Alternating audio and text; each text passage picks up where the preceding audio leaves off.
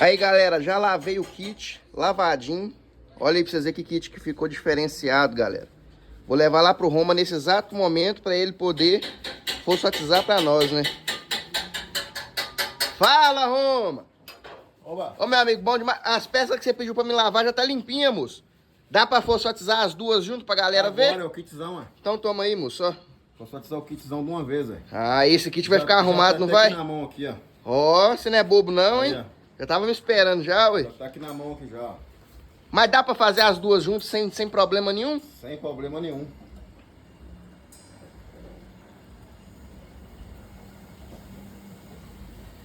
Aí que maravilha.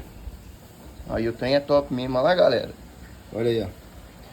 Curte, comente e compartilhe nesse vídeo aqui, pessoal. Esse kit aqui vai ficar top.